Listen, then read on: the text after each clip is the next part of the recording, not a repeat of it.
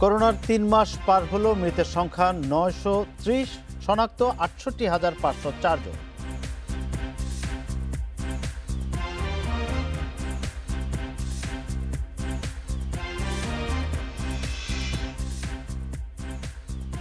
Lockdown হলো নোয়াখালীর ২ উপজেলা, ঢাকার পূর্ব রাজাবাজারে কাল থেকে কার্যকর।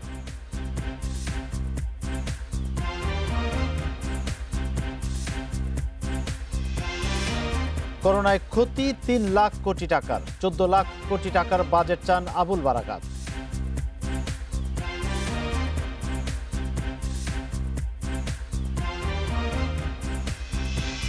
স্বাগত, বিরতিহীন সংবাদ রাত ৯টায় বাংলাদেশের সঙ্গে আছি গোলাম কিবরিয়া। শুনছিলেন শিরোনাম, এবার বিস্তারিত। করোনায় গত ২৪ ঘন্টায় সর্বাধিক ৪২ জনের মৃত্যু হয়েছে। এ নিয়ে মৃতের সংখ্যা দাঁড়ালো ৯৩০-এ। আর ১২,৯৪৪টি নমুনা পরীক্ষায় শনাক্ত হয়েছে ২,৭৩৫ জন। বুধবার দুপুরে নিয়মিত অনলাইন ব্রিফিংয়ে এসব তথ্য জানায় স্বাস্থ্য অধিদপ্তর। সোমবার দুপুরের আগ পর্যন্ত ২৪ ঘন্টায় সারা দেশে ১৩,১৬১টি নমুনা সংগ্রহ হয়েছে, আর পরীক্ষা হয়েছে ১২,৯৪৪টি। এর মধ্যে ২,৭৩৫ জনের করোনা শনাক্ত হয়েছে। দেশে এ পর্যন্ত মোট আক্রান্ত ৬৮,৫০৪ জন। মৃত ৪২ জনের মধ্যে ৩৩ জন পুরুষ ও ৯ জন নারী। এর মধ্যে ঢাকা বিভাগে ২৫ জন, চট্টগ্রাম বিভাগে ৮ জন, বরিশাল, খুলনা ও ময়মনসিংহ বিভাগে ২ জন করে, এছাড়া রাজশাহী, সিলেট ও রংপুরে ১ জন করে মারা গেছেন বলে জানিয়েছে স্বাস্থ্য অধিদপ্তর। মৃত্যুর বিশ্লেষণে পুরুষ ৭১% শনাক্ত হয়েছেন এবং নারী শনাক্ত হয়েছেন ২৯%। মৃত্যুবরণ যারা করেছেন তাদের মধ্যে পুরুষ ৭৭% এবং নারী ২৩%। এটি সূত্র আইইডিসিআর। গত ২৪ ঘন্টায় যারা মৃত্যুবরণ করেছেন তাদের বিশ্লেষণে পুরুষ ৩৩ জন, নারী ৯ জন। এদিকে একদিনে সুস্থ হয়েছেন ৬৫৭ জন। এ নিয়ে ১৪,৫৬০ জন সুস্থ হলেন। শনাক্ত বিবেচনায় সুস্থতার হার ২১.২৫%। গত ২৪ ঘন্টায় আইসোলেশনে এসেছেন ২৯৭ জন, ছাড় পেয়েছেন ১৪৪ জন। এ পর্যন্ত আইসোলেশনে ১১,৮৭১ জন। এ পর্যন্ত ছাড় পেয়েছেন ৪,৩১৯ জন। বর্তমানে আইসোলেশনে আছেন ৭,৫৫২ জন। ২৪ ঘন্টায় কোয়ারেন্টাইনে ২,২২৮ জন। এ পর্যন্ত কোয়ারেন্টাইন ৩,০৩,৪২৫ জন। গত ২৪ ঘন্টায় কোয়ারেন্টাইন থেকে মুক্ত হয়েছেন ১,৮৫২ জন। এ পর্যন্ত কোয়ারেন্টাইন থেকে মুক্ত হয়েছেন ২,৪৭,৩৫৩ জন। বর্তমানে কোয়ারেন্টাইনে আছেন ৫৬,০৭২ জন। করোনা সংক্রমণ রোধে সবাইকে স্বাস্থ্যবিধি মেনে চলার আহ্বান জানিয়েছে স্বাস্থ্য অধিদপ্তর। নুরা জান্নাত, ইন্ডিপেন্ডেন্ট নিউজ। করোনায় আক্রান্ত হয়ে ১ সপ্তাহে মারা গেছেন প্রায় ২৫০ জন। মে মাসেই মৃত্যু হয়েছে ৪৮০ জনের। রোগতত্ত্ববিদরা বলছেন, সংক্রমণের পিক টাইম বা পঞ্চম স্তরে প্রবেশ করছে দেশ। ৮ মার্চ প্রথম ৩ জন শনাক্তের পর থেকে ৩ মাসে সারা দেশে করোনায় আক্রান্ত হয়েছে ৬৮,০০০-এর বেশি মানুষ। দেশে করোনা ভাইরাস শনাক্তের প্রথম খবর আসে ৮ মার্চ। আক্রান্ত হন ৩ জন। এপ্রিলের শেষে আক্রান্ত দাঁড়ায় ৭,৬৬৭ জন। আর মে মাসের শুরুতে সংখ্যা ১০,০০০ থেকে ৩১শে মে গিয়ে আক্রান্তের সংখ্যা স্পর্শ করে ৪৭,০০০-এ। এ মাসেই আক্রান্ত হয়েছেন ৩৮,০০০-এরও বেশি রোগী। জুনের প্রথম সপ্তাহে ১৮,৬১৬ জনের শরীরে পাওয়া যায় করোনা ভাইরাস। মৃত্যুর পরিসংখ্যানের গ্রাফটাও গত ২ মাসে ঊর্ধ্বমুখী। ১৮ মার্চ প্রথম একজনের মৃত্যু হয়। ২০ এপ্রিল মৃত্যুর সংখ্যা দাঁড়ায় ১০১ জনে। মে মাসে সংক্রমণের মাত্রা বাড়তে থাকে। মৃত্যু ১৭০ থেকে ৬৫০-তে পৌঁছায়। আর জুনে আরও ভয়ঙ্কর রূপ নেয় করোনা। প্রথম সপ্তাহে ২৩৯ জনের মৃত্যু। মে মাসে মৃত্যু হয়েছে ৪৮০ জনের। এ পর্যন্ত সারা দেশে করোনায় মারা গেছেন ৮৮৮ জন। রোগতত্ত্ববিদরা বলছেন, এই সময়ে সাধারণ ছুটি ও সামাজিক দূরত্বের নিয়ম ঠিকমতো পালন না করায় সংক্রমণ বেড়েই চলেছে। অনেকের মধ্যেই সে আগেকার মার্চ মাসের যে ভয়ভীতিটা সেটা একদমই শিথিল হয়ে গেছে। এটা কিন্তু বিপদ, কারণ ভয়ভীতি শিথিল হলেই তো সংক্রমণ বন্ধ থাকে না। তারা এই ভয়ভীতি শিথিল হওয়ার সময় তারা অসতর্ক হয় এবং অধিক সংখ্যায় সংক্রমিত হয়। ১৫ জুনের পর আর বাড়ছে না সরকারি ছুটি। সংক্রমণের গুরুত্ব দেখে সারা দেশকে লাল, হলুদ, সবুজ তালিকা করে লকডাউন করা হচ্ছে। এরই মধ্যে স্বাস্থ্যবিধি মেনে গণপরিবহন চালু হলেও তা নিয়ে প্রশ্ন দেখা দিয়েছে। রোগতত্ত্ববিদরা বলছেন, জুনের প্রথম সপ্তাহে প্রায় 250 জনের মৃত্যু আতঙ্কের বিষয়। আবার মারা যাওয়াদের বেশিরভাগের বয়স 50 বছরের বেশি। সংক্রমণের পঞ্চম স্তরে পিক টাইমে প্রবেশ করছে দেশ। মের মাঝামাঝি থেকে জুনের প্রথম সপ্তাহের দিকে পিক হবে আমাদের বাংলাদেশের ক্ষেত্রে বলা হয়েছিল, কিন্তু এখন যে হারে আক্রমণের সংখ্যা এবং মৃতের সংখ্যা ঊর্ধ্বগতি, সেটি মনে হচ্ছে এখন হলো জুন মাসের ঊর্ধ্বগতি থাকবে, এটি এখনো পর্যন্ত আমরা ধারণা করছি। এবং জুলাইতে গিয়েও কতটুকু কমবে এটিও এখন আশঙ্কার বিষয় হয়ে দাঁড়িয়েছে। মার্চ থেকে 90 দিনে সারা দেশে 52টি ল্যাব স্থাপন করায় নমুনা পরীক্ষা বেশি হচ্ছে, তাই সংক্রমণের সংখ্যাও জানা যাচ্ছে। আক্রান্ত ও মৃত্যুর হিসেবে এশিয়ার ভারত, ইরান, চীন, পাকিস্তান, কাতারের পরে রয়েছে বাংলাদেশ। সংক্রমণের তালিকায় 20 নম্বরে উঠে এসেছে দেশ। Shahriar Anirban, independent news, Dhaka. দেশের করোনা পরিস্থিতি নিয়ে কথা বলতে ধানমন্ডি থেকে আমাদের সঙ্গে যোগ দিচ্ছেন আইইডিসিআর এর উপদেষ্টা ডক্টর মুশতাক হোসেন। যাচ্ছি মুশতাক হোসেনের কাছে, আপনাকে স্বাগত। আমরা যেটি দেখছিলাম কিছুক্ষণ আগে প্রতিবেদনে, যে এই মাসের প্রথম সপ্তাহেই মারা গেছেন প্রায় 250 জন। তো এই মৃত্যুর সংখ্যাটি মানে কিভাবে দেখছেন? এটি তো অনেক বেশি আমাদের দেশের গত মানে করোনা সংক্রমণ শুরু হওয়ার পর থেকে যদি দেখি। এই অবস্থায় আমরা এখন যেই পদক্ষেপগুলো নিচ্ছি সেটি কি ঠিক আছে কিনা, আমরা কি মৃতের সংখ্যা কমাতে পারবো কিনা? ধন্যবাদ। এই যাবৎ যে মৃত্যুর হার দেখছি আমরা, সেটি এখনো গত এই সপ্তাহে সর্বোচ্চ। আমরা যেভাবে সবকিছু শিথিল করেছি এবং আমাদের মানুষের মধ্যে যেভাবে একটা শিথিল ভাব, এটা কিন্তু খুব আতঙ্কের কথা। কারণ দ্রুত হারে একজনের কাছ থেকে আরেকজন রোগ ছড়াচ্ছে।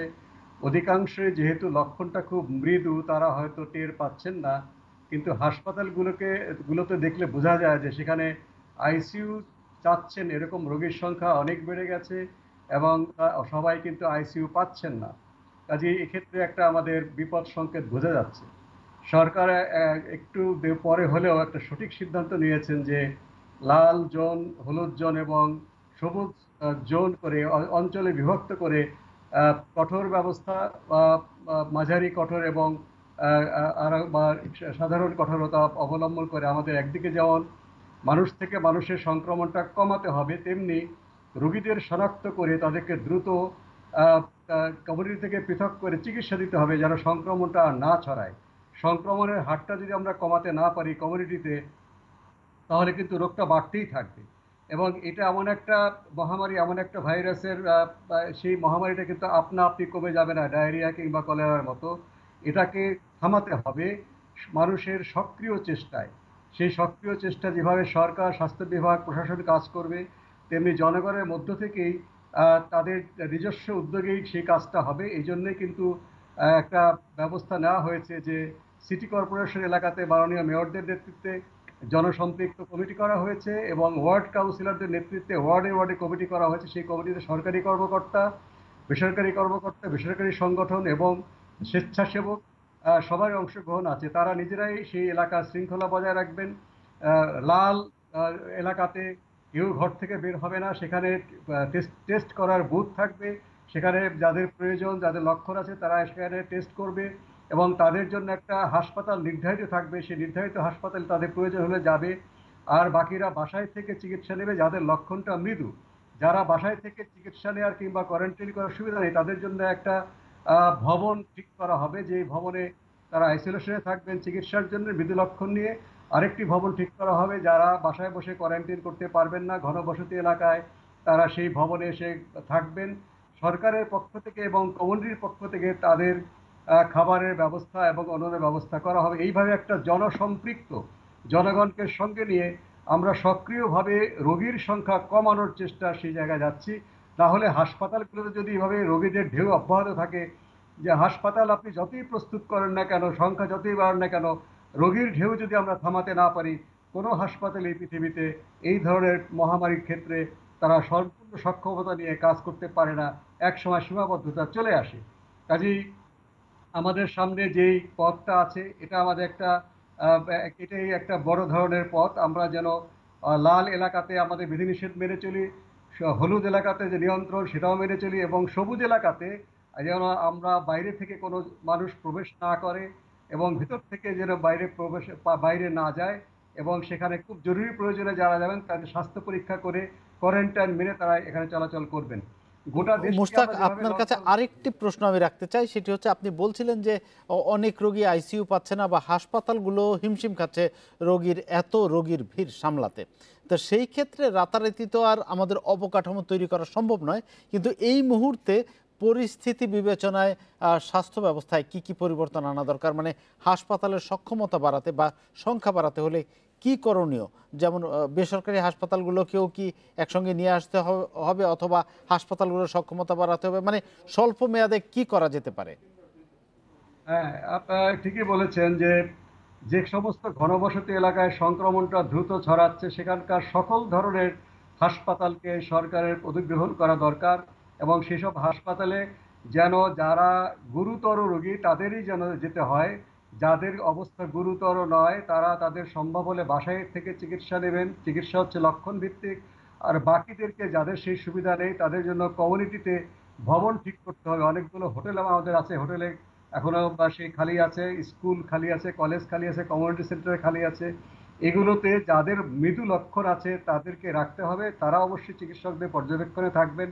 শুধুমাত্র গুরুতর রোগীর জন্য আমাদের হাসপাতালগুলো সংরক্ষণ করা উচিত, তাহলে কিন্তু এই সংকটটা অনেকখানি কেটে যাবে। আমি আবারও বলছি, সবচেয়ে বড় আমাদের কৌশল হবে যেন কমিউনিটিতে রোগটা না ছড়ায়, সেই রোগ প্রতিরোধ ব্যবস্থা কমিউনিটির সহায়তায় সেটা আমাদের সর্বাত্মক চেষ্টা করতে হবে।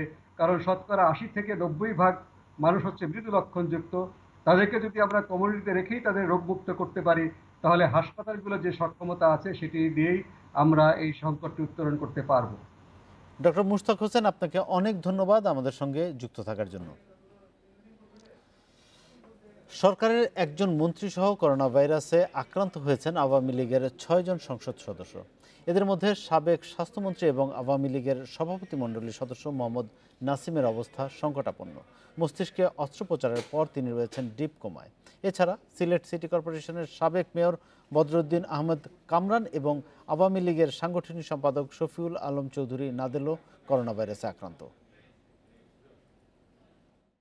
১ জুন সাবেক স্বাস্থ্যমন্ত্রী ও আওয়ামী লীগের সভাপতিমণ্ডলীর সদস্য মোহাম্মদ নাসিমের দেহে করোনা ভাইরাসের উপস্থিতি ধরা পড়ে। চিকিৎসাধীন অবস্থায় মস্তিষ্কে রক্তক্ষরণ হলে গত শুক্রবার করা হয় অস্ত্রোপচার। বাংলাদেশ স্পেশালাইজড হাসপাতালে আইসিইউতে ডিপ কোমায় রয়েছেন বর্ষিয়ান এই রাজনীতিক। তিনি সিরাজগঞ্জ ১ আসনের সংসদ সদস্য। উনি কমাতে আছেন, সেই সংকটাপন্ন, এবং সেইটার কোনো উন্নতিও হয় নাই, অবনতিও হয়।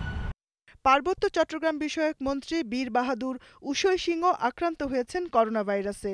বান্দরবান থেকে টানা ৬ বারের নির্বাচিত এই সংসদ সদস্যকে বিমান বাহিনীর হেলিকপ্টারে করে রোববার ঢাকার সম্মিলিত সামরিক হাসপাতালে আনা হয়েছে। এছাড়া করোনা শনাক্ত হয়েছে দলের আরও ৪ জন সংসদ সদস্যের। এরা হলেন নওগাঁ ২ আসনের সংসদ সদস্য শহীদুজ্জামান সরকার, ব্রাহ্মণবাড়িয়া ৫ আসনের এবাদুল করিম, চট্টগ্রাম ৬ আসনের এবিএম ফজলে করিম চৌধুরী এবং জামালপুর ২ আসনের সংসদ সদস্য ফরিদুল হক খান দুলাল। করোনায় আক্রান্ত সিলেট সিটি কর্পোরেশনের সাবেক মেয়র ও আওয়ামী লীগের কেন্দ্রীয় কার্যনির্বাহী কমিটির সদস্য বদরুদ্দিন আহমদ কামরানকে রোববার হেলিকপ্টারে ঢাকা সিএমএইচে আনা হয়েছে। আওয়ামী লীগের সাংগঠনিক সম্পাদক শফিউল আলম চৌধুরী নাদেলও করোনা ভাইরাসে আক্রান্ত। তিনি চিকিৎসা নিচ্ছেন বাসায় থেকে। Jahanara Parvin, Independent news, Dhaka. করোনার সংক্রমণ বেড়ে যাওয়ায় লকডাউন করা হয়েছে নোয়াখালীর সদর এবং বেগমগঞ্জ উপজেলা। মঙ্গলবার ভোর ৬টা থেকে ১৪ দিনের জন্য কার্যকর থাকবে এই লকডাউন। জেলা প্রশাসনের পক্ষ থেকে বিকেলে এক গণবিজ্ঞপ্তিতে এই ঘোষণা দেওয়া হয়েছে। বিজ্ঞপ্তিতে বলা হয়, লকডাউন চলাকালীন এই ২ উপজেলা থেকে অন্য কোনো উপজেলায় যাতায়াত সম্পূর্ণ বন্ধ থাকবে। উপজেলার মধ্যেও চলবে না গণপরিবহন, তবে জরুরি এবং চিকিৎসা সেবা এর আওতামুক্ত থাকবে। এছাড়া মুদি দোকান খোলা থাকবে সপ্তাহে ২ দিন এবং কাঁচা বাজার সপ্তাহে ৩ দিন বেলা ১২টা পর্যন্ত। নোয়াখালীতে সোমবার পর্যন্ত ১,৯০০ জনের করোনা শনাক্ত হয়েছে, যার মধ্যে মৃত্যু হয়েছে ২৯ জনের। এর আগে রোববার পর্যন্ত রেড জোন ঘোষণা দিয়ে লকডাউন করা হয়েছে নারায়ণগঞ্জ এবং কক্সবাজারের কিছু এলাকা এবং চাঁদপুরের সব উপজেলা।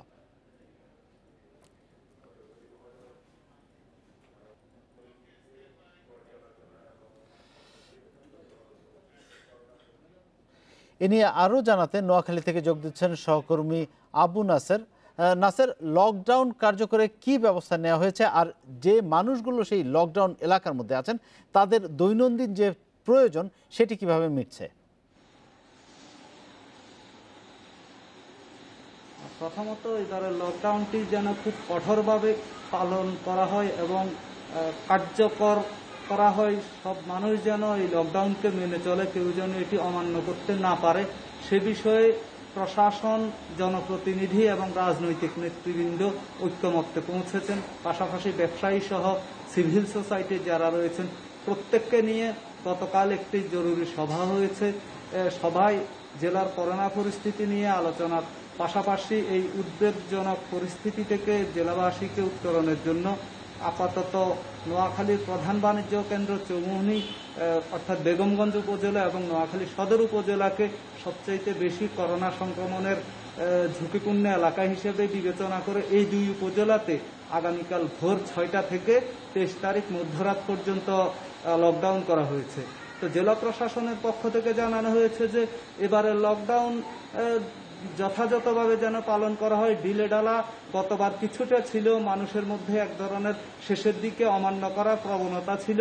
তবে এবার আইন শৃঙ্খলা বাহিনীর পাশাপাশি অর্থাৎ পুলিশের পাশাপাশি র্যাব এবং সশস্ত্র বাহিনীর যারা সদস্য রয়েছেন তারাও মাঠে থাকবেন, বেশ তৎপরতা থাকবে বলে সশস্ত্র বাহিনীর প্রতিনিধি গতকাল যে সভা হয়েছে সেখানে তিনি অংশগ্রহণ করে জানিয়েছেন যে তারা চাইবেন যে জনগণ যেন এই লকডাউনকে মেনে চলে, না হলে তারা কঠোরতা প্রদর্শন করবেন। এটি একটি মেসেজ। অন্যদিকে জনপ্রতিনিধিদের মধ্যে নোয়াখালী 4 আসনের সংসদ সদস্য একরামুল করিম চৌধুরী এবং নোয়াখালী 3 আসনের সংসদ সদস্য মামুনুর রশিদ কিরণ সেখানে উপস্থিত থেকে তারাও জানিয়েছেন যে এই লকডাউনকে।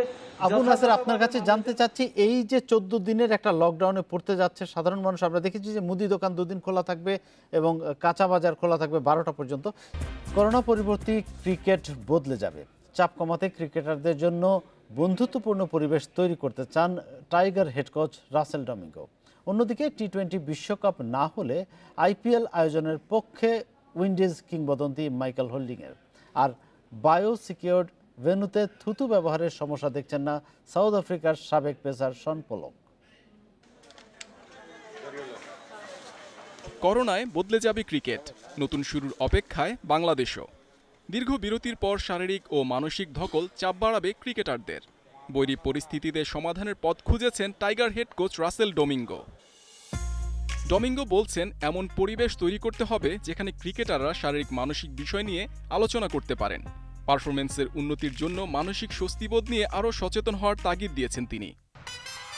টি-20 বিশ্বকাপ না আইপিএল, এই 2 মেগা ইভেন্টের ভাগ্য ঝুলে আছে। সিদ্ধান্ত আইসিসির কোর্টে। অস্ট্রেলিয়া বিশ্বকাপ পেছাতে চাইছে, আর সেটাই যদি হয় তাহলে আইপিএলের ভাগ্য খুলে যাবে। উইন্ডিজ কিংবদন্তি পেসার মাইকেল হোল্ডিং পরিস্থিতি তুলে ধরেছেন সবার জন্য। বিশ্বকাপ এবছর না হওয়ার পেছনে যুক্তি দিয়েছেন, সেই সঙ্গে আইপিএল আয়োজনের পক্ষেও মত দিয়েছেন তিনি। বর্ণ বৈষম্যের প্রতিবাদে সরব ক্রীড়াঙ্গন।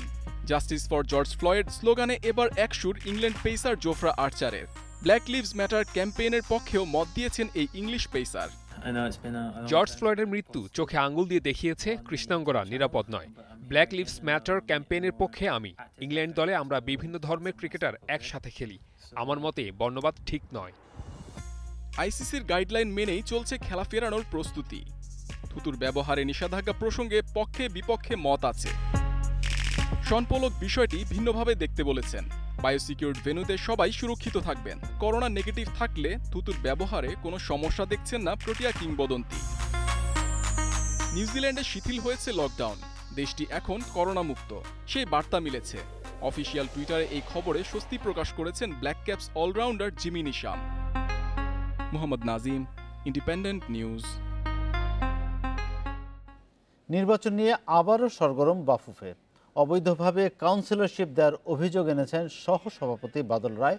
এই অভিযোগে সাধারণ সম্পাদকের অপসারণ চেয়ে বাফুফেকে চিঠিও দিয়েছেন তিনি। তবে নিয়মের মধ্য থেকেই নির্বাচনী কার্যক্রমে এগুচ্ছে দাবি বাফুফের সাধারণ সম্পাদকের। বাফুফের নির্বাচন নিয়ে বছরের শুরু থেকেই ছিল পক্ষে বিপক্ষে নানা কর্মসূচি। উত্তাপ কমেছে করোনার কারণে। জরুরি অবস্থায় 30 এপ্রিলে নির্বাচন স্থগিত করে বাফুফে। মেয়াদ শেষ হলেও ফিফার সম্মতিতে আপৎকালীন দায়িত্বে আছে বর্তমান কমিটি। 2 মাস পর আবারও আলোচনায় বাফুফের নির্বাচন। এবার অবৈধভাবে কাউন্সিলরশিপ পাইয়ে দেওয়ার অভিযোগ এনেছেন সহসভাপতি বাদল রায়। অভিযোগের তীর সাধারণ সম্পাদক আবু নাইম সোহাগের দিকে। রোববার ছিল কাউন্সিলরদের তালিকা জমা দেওয়ার শেষ দিন। অনেক ক্লাব কর্তাই এ নিয়ে অনিয়মের অভিযোগ এনেছেন।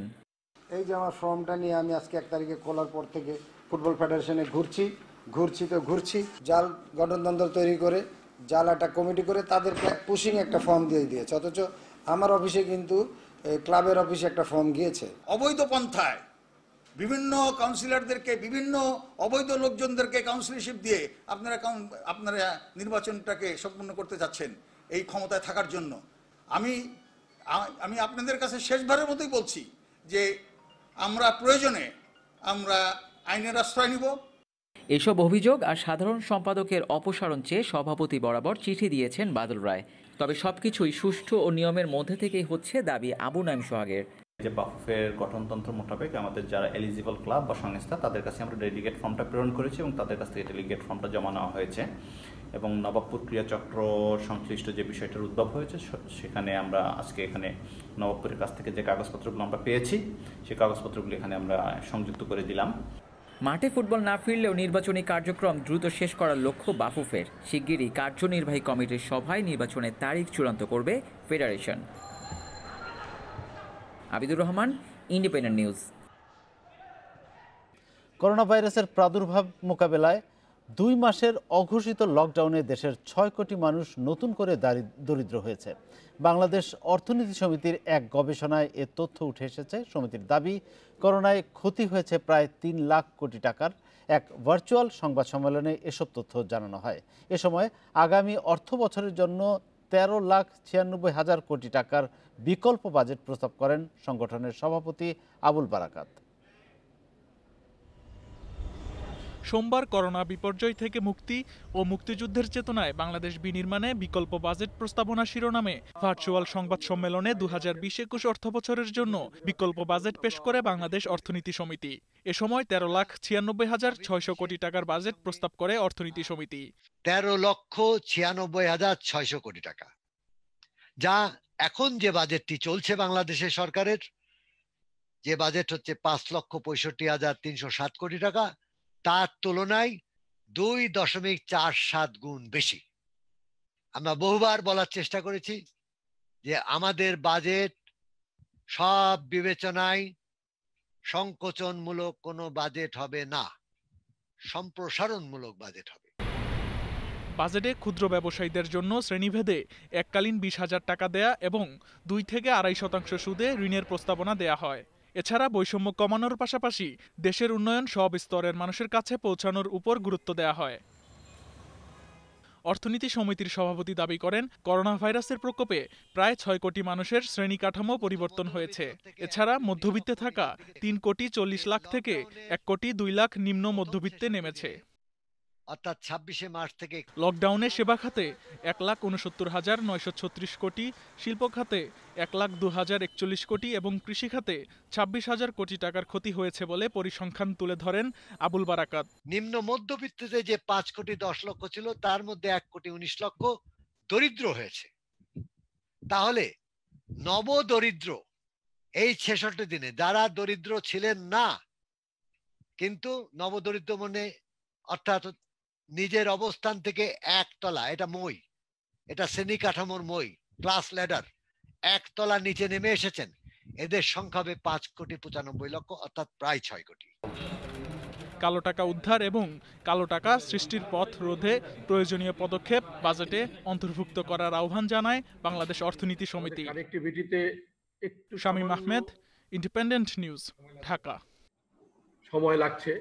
কুয়েতের সংসদ সদস্য কাজী শহীদ ইসলাম পাপুলকে গ্রেপ্তারের বিষয়টি খতিয়ে দেখছে বাংলাদেশের পররাষ্ট্র মন্ত্রণালয়। তবে এখন পর্যন্ত দেশটির সরকার এ বিষয়ে আনুষ্ঠানিকভাবে ঢাকাকে কিছু জানায়নি বলে দাবি করেছেন পররাষ্ট্রমন্ত্রী AK আব্দুল মোমেন। এদিকে পররাষ্ট্র মন্ত্রণালয় সম্পর্কিত সংসদীয় কমিটি জানিয়েছে, আগামী বৈঠকে এর সংসদ সদস্য সম্পর্কে বিস্তারিত প্রতিবেদন দাখিল করতে মন্ত্রণালয়কে বলা হবে। মানব ও অর্থ পাচারের অভিযোগে শনিবার লক্ষ্মীপুর ২ আসনের সংসদ সদস্য শহীদ ইসলাম পাপুল কুয়েতে আটক হন। পরিবারের পক্ষ থেকে দাবি করা হয়েছে, আটক নয়, কুয়েত সরকার ব্যবসায়িক বিষয় আলোচনার জন্য শহীদ ইসলাম পাপুলকে সিআইডিতে ডেকেছেন। বিষয়টি শুনেছেন মন্ত্রী, কিন্তু আনুষ্ঠানিকভাবে কিছু জানেননি। আমাদের রাষ্ট্রদূত বলেছেন যে তিনি শুনেছেন যে আমাদের দেশের একজন সংসদ যিনি ইন্ডিপেন্ডেন্ট সংসদ, ওখানে অ্যারেস্ট হয়েছেন। আমরা এখনো অফিসিয়ালি কিছুই জানি না, কুয়েত সরকার আমাদের কিছু জানায় নাই। আমরা এটা দেখব, এখন আগে জানি কি অবস্থা। মন্ত্রী আরও জানান, সংসদ সদস্যদের কূটনৈতিক বা লাল পাসপোর্ট পাবার সুযোগ থাকলেও সেই সুবিধা নেননি পাপুল। কুয়েত দূতাবাসের কাছ থেকে তার বিষয়ে খোঁজ নেওয়া হচ্ছে বলেও জানান তিনি। ক্রিমিনাল যতে অফেন্সে নিয়েছে, এমপি সাহেব তো লাল passport holder, diplomatic passport carry করেন, কি বেসিসে নিয়েছে, আপনার এক্সামশন থাকে সার্টেন বিষয়ে, ক্রিমিনাল ক্ষেত্রে সব এক্সামশন থাকে না, লাল পাসপোর্টও নাই। তবে দুঃখজনক এটি। এদিকে এই ঘটনাকে অনাকাঙ্ক্ষিত বলে মন্তব্য করেছেন পররাষ্ট্র মন্ত্রণালয় সম্পর্কিত সংসদীয় কমিটির সভাপতি ফারুক খান। তিনি মন্তব্য করেন, একজন স্বতন্ত্র সংসদ সদস্যের কর্মকাণ্ড সংসদ ও দেশকে বিব্রত করেছে। আমরা চাই একটা সুস্থ তদন্ত হোক এবং তদন্তের মাধ্যমে পুরো বিষয়টা আমরা জানতে পারি যে তার বিরুদ্ধে কি কি অভিযোগ এবং সেই অভিযোগগুলি কতদিন সত্যি। প্রাথমিকভাবে নিশ্চয়ই তদন্তে কিছুটা সত্যতা পাওয়া গেছে। সত্যতা পাওয়া না গেলে একজন সংসদ সদস্যকে গ্রেফতার বা এগুলো হয় না। আমাদের পরবর্তী মিটিং এ পুরো ব্যাপারটা পররাষ্ট্র মন্ত্রণালয়কে বলবো আমাদেরকে এইভাবে রিপোর্ট করতে। গত ফেব্রুয়ারিতে কুয়েতের গণমাধ্যমে পাপুলের বিরুদ্ধে মানব ও অর্থ পাচারের অভিযোগ তুললে ভিত্তিহীন বলে দাবি করে পররাষ্ট্র মন্ত্রণালয়। আমরা শুনেছি যে এটা fake news. Nafiza Doula, independent news, Dhaka. লিবিয়ায় ২৬ বাংলাদেশি হত্যা এবং মানব পাচারের ঘটনায় আরও ৯ আসামিকে গ্রেপ্তার করেছে ডিবি ও সিআইডি পুলিশ। ব্রিফিংয়ে জানানো হয়, প্রাথমিক জিজ্ঞাসাবাদে তাদের কয়েকজন ঘটনায় জড়িত থাকার কথা স্বীকার করেছে। পুরো চক্রকে ধরতে অভিযান চলবে বলে জানিয়েছে পুলিশ। মানব পাচার চক্রের সাথে জড়িতদের ধরতে অভিযান চালিয়ে যাচ্ছে পুলিশের বিভিন্ন ইউনিট। এর ধারাবাহিকতায় আরও ৬ জনকে গ্রেপ্তার করেছে ঢাকা মহানগর গোয়েন্দা পুলিশ। গ্রেপ্তারকৃতরা হলেন বাদশাহ, জাহাঙ্গীর, আকবর, সুজন, নাজমুল ও লিয়াকত। এর মধ্যে বাদশাহ ১৩ বছর ধরে লিবিয়ায় ছিলেন, তার সঙ্গে জড়িত সুজন। মানব পাচারের পাশাপাশি সেখানে নিয়ে পরিবারের কাছে মোটা অঙ্কের টাকা দাবিতে নির্যাতন চালাতো তারা। আমরা দীর্ঘমেয়াদী এবং দীর্ঘমেয়াদী না, শুধু কোনো মেয়াদ থাকবে না যে বাংলাদেশ থেকে এইভাবে বাংলাদেশের নাগরিকদেরকে নির্যাতন করে বিদেশে নিয়ে প্রলোভন দেখিয়ে তাদেরকে মেরে ফেলবে, এই প্রক্রিয়া চিরতর যেন বন্ধ হয়। আটকদের মধ্যে ৩ জনকে ৫ দিনের রিমান্ডে এবং ২ জনকে কারাগারে পাঠিয়েছে আদালত। রাজধানী থেকে আরও ৩ আসামি গ্রেপ্তার করেছে সিআইডি। এরা হলেন নরসিংদীর সোহাগ হোসেন, ঢাকার খালিদ চৌধুরী ও সঞ্জিদা। আমরা বদ্ধপরিকর যে এই মানব পাচারের চক্রকে আমরা আইনের আওতায় এনে আইন অনুযায়ী তাদের শাস্তি যাতে নিশ্চিত করা যায় সেই নিয়ে আমরা তদন্ত কার্যক্রম পরিচালনা করছি। ২৮ মে লিবিয়ার মিজদা শহরে ২৬ বাংলাদেশি সহ ৩০ জনকে গুলি করে হত্যা করে পাচারকারীরা। এই ঘটনায় ১ জানুয়ারি পাচারকারী চক্রের হোতা কামাল হোসেন ওরফে হাজি কামালকে গ্রেপ্তার করে RAB. Jahidul Bashar, Independent news, Dhaka. ১০৫ বছর বয়সে করোনা জয় করে নজির সৃষ্টি করেছেন গোপালগঞ্জের মোসাম্মদ খবিরুন্নেসা। ক্যান্সার, ডায়াবেটিক ও হার্টের নানা জটিলতা থাকা সত্ত্বেও করোনা মুক্ত হয়েছেন তিনি। এরপর আশান্বিত হয়েছেন অনেকেই। গোপালগঞ্জের চন্দ্রদিঘলিয়ার চরভুইয়াপাড়ার শতবর্ষী মোসাম্মদ খবিরুন্নেসা। বয়সের ভারে বিছানাতেই কাটে তার সময়। শরীরে বাসা বেঁধেছে ডায়াবেটিস ও ক্যান্সার, হার্টে পরানো হয়েছে 2টি রিং। সব মিলিয়ে অবস্থা সংকটাপন্ন। এর মধ্যেই রাজধানীর পরিবাগে ছোট মেয়ের বাসায় বেড়াতে যান খবিরুন্নেসা। সেখানেই মেয়ে ও নাতির পর করোনায় আক্রান্ত হন তিনি। সবারই চিকিৎসা হয় রাজধানীর একটি হাসপাতালে। সুস্থ হন 3 জনই। উনি বিভিন্ন জটিল রোগে অনেক দিন যাবত ভুগছেন, ক্যান্সারও আছে, আবার ওনার হার্টে রিং বসানো। কিন্তু এর মধ্যে এপ্রিল মাসের দিকে উনি করোনা ভাইরাসে আক্রান্ত হন। আমরা 3 জনই আক্রান্ত হয়ে উত্তরা রিজেন্ট হসপিটালে ভর্তি হয়ে ট্রিটমেন্ট হয়ে সুস্থ হয়ে আল্লাহ ফিরে আনছে। প্রায় 14 দিন হাসপাতালে থেকে সুস্থ হয়ে খবিরুন্নেসা এখন গোপালগঞ্জের নিজ বাড়িতে ফিরেছেন। এই বয়সে একজন ক্যান্সার রোগীর করোনা মুক্ত হওয়া নজিরবিহীন, দাবি সিভিল সার্জনের। করোনায় আসলে যে বয়স্ক হলেই যে সে মৃত্যুবরণ করবে, আবার কম বয়স হলেও যে মৃত্যুবরণের ব্যাপারটা এমন না। আমরা যদি আত্মবিশ্বাসী থাকি এবং আতঙ্কিত না হই এবং দৃঢ় মনোবল নিয়ে এটাকে মোকাবেলা করতে পারি, তাহলে নিশ্চয়ই যে কোনো বয়সে হোক আমরা এই করোনা যুদ্ধে আমরা জয়ী হতে পারবো ইনশাআল্লাহ। খবিরুন্নেসার করোনা জয়ের গল্প এখন এলাকাবাসীর মুখে মুখে, আর মৃত্যুর মুখ থেকে তার ফিরে আসায় স্বস্তিতে স্বজনরা। Independent news desk. করোনা ভাইরাসের ভ্যাকসিন কার্যক্রমে তহবিলের প্রতিশ্রুতি দিয়ে উল্টো বিপাকে পড়েছেন মাইক্রোসফটের প্রতিষ্ঠাতা বিল গেটস। অভিযোগ উঠেছে ভ্যাকসিন প্রয়োগের নামে মানুষের শরীরে মাইক্রোচিপ ঢুকিয়ে দেওয়ার পরিকল্পনার। এক পক্ষ বলছেন পৃথিবীকে জনশূন্য করতে চাইছেন এই ব্যক্তি, তবে অভিযোগ ভিত্তিহীন বলছেন বিল গেটস। কোভিড ভ্যাকসিন কার্যক্রমের জন্য $160 কোটি তহবিলের প্রতিশ্রুতি দেয় বিল গেটস ফাউন্ডেশন। অনুন্নত দেশের জন্য বিনামূল্যে টিকাদান অব্যাহত রাখতে প্রতিশ্রুতি দেন আরও $10 কোটি সহায়তা। এর মাধ্যমে ষড়যন্ত্র তত্ত্বের মূল কেন্দ্রে পরিণত হলেন বিল গেটস। বলা হচ্ছে ভ্যাকসিন প্রয়োগের সময় মানুষের দেহে প্রবেশ করানো হবে মাইক্রোচিপ, যা ব্যবহার হবে গতিবিধি পর্যবেক্ষণে। ডিসেম্বরে সায়েন্স ট্রান্সলেশন মেডিসিন জার্নালে প্রকাশিত গেটস ফাউন্ডেশনের গবেষণা থেকে মাইক্রোচিপিং কনস্পিরেসি তত্ত্বের শুরু। বিল গেটস কিভাবে কোভিড ষড়যন্ত্রের পুতুলে পরিণত হলেন এ নামে সম্প্রতি বিবিসিতে শিরোনাম হয়। প্রতিবেদনে 2015 সালে ভ্যাঙ্কুভারে টিইডি সম্মেলনে সংক্রামক ভাইরাসের বিষয়ে তার হুঁশিয়ারির বিষয়টিও উল্লেখ করা হয়। If anything kills over 10 million people in the next few decades, it's most likely to be a highly infectious virus. বিল গেটসকে নিয়ে নানা গোষ্ঠী বিভিন্ন ষড়যন্ত্র তত্ত্ব দিয়ে যাচ্ছে। তিনি এমন এক জাদুর পুতুলে পরিণত হয়েছেন, তাতে অবাক হওয়ার কিছু নেই, কারণ জনস্বাস্থ্য নিয়ে কাজ করতে গিয়ে তিনি এর প্রতীক হয়ে দাঁড়িয়েছেন। ক্ষমতাবান ও ধনী মানুষ কিংবা বড় বড় প্রতিষ্ঠানের বিরুদ্ধে ভিত্তিহীন অভিযোগ নতুন কিছু না, সেগুলো ষড়যন্ত্র তত্ত্বের মতো ছড়িয়ে পড়ে, আর তা বিশ্বাসও করে অনেকে, আর আগুনে ঘি ঢালার মতো কাজ করে প্রতিপক্ষরা।